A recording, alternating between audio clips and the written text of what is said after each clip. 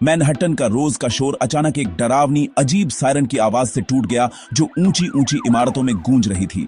Hudson के कोहरे से सायरन हेड निकला, बहुत लंबा, कंकाल जैसा, जिसके सिर पर जोर से बजने वाले सायरन थे, गाड़ियों को कुचलता हुआ और भीड़ को भगाता हुआ। जैसे ही दहशत फैली, फिफ्थ एवेन्यू पर जमीन फट गई, जिससे पानी और कीचड़ बाहर निकला। गहराई से शार्क हेड बाहर निकला, एक राक्षसी शार्क के चेहरे वाला राक्षस जिसका शरीर इंसान जैसा था, सायरन हेड को चुनौती देते हुए दहाड़ रहा था। दोनों टाइटन्स ने एक दूसरे की आंखों में देखा। उनके बीच की पुरानी दुश्मनी भड़क उठी और शहर ने एक पौराणिक लड़ाई के लिए खुद को तैयार किया। न्यूयॉर्कर्स इधर उधर भागने लगे, आसमान से आई एक दुस्वप्न और गहराई से निकले एक आतंक के बीच फंसे हुए थे। शहर का भाग्य अधर में लटका था क्योंकि राक्षस आपस में भिड़ने की तैयारी कर रहे थे। न्यूयॉर्क की लड़ाई शुरू होने वाली थी। शार्क हेड ने पहले हमला किया, सायरन हेड के पैर पर वार किया और उसे लगभग गिरा ही दिया था। सायरन हेड ने एक सोनिक ब्लास्ट से पलटवार किया, खिड़कियां तोड़ दी और शार्क हेड को पीछे धकेल दिया। राक्षसों ने एक दूसरे पर वार किए, आवाज बनाम ब्रूट फोर्स मिडटाउन को एक युद्ध क्षेत्र में बदल दिया।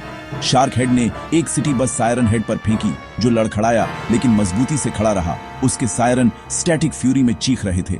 नागरिक भागकर छिप गए क्योंकि टाइटन्स की लड़ाई ने अपने पीछे तबाही छोड़ दी थी। शहर का दिल अब एक डिजास्टर जोन था। राक्षस तबाही से अनजान थे, उनकी दुश्मनी अभी शुरू ही हुई थी। जैसे ही राक्षस बेकाबू हो गए, एनवाईपीडी ने नागरिकों को निकालने के लिए हाथ पैर मारे, घेरा बनाया और भीड़ को सुरक्षित जगहों पर पहुंचाया। हेलीकॉप्टरों ने केओस पर नजर रखी, सिटी हॉल के नीचे एक कमांड सेंटर को अपडेट दिए।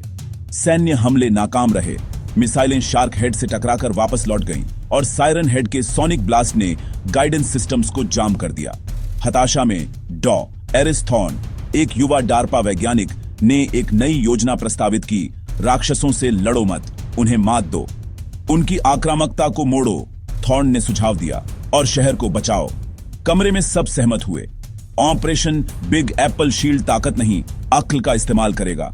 शहर की एकमात्र उम्मीद राक्षसों को भटकाना और ज्यादा से ज्यादा जान बचाना था।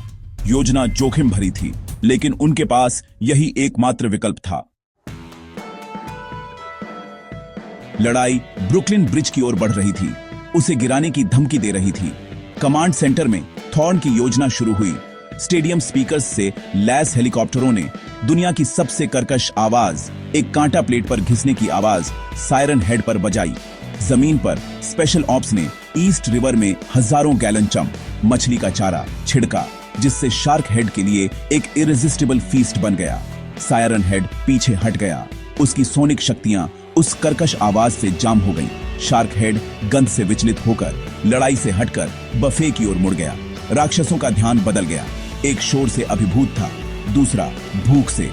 शहर का दांव काम कर रहा था, राक्षसों का उत्पात धीमा पड़ने लगा।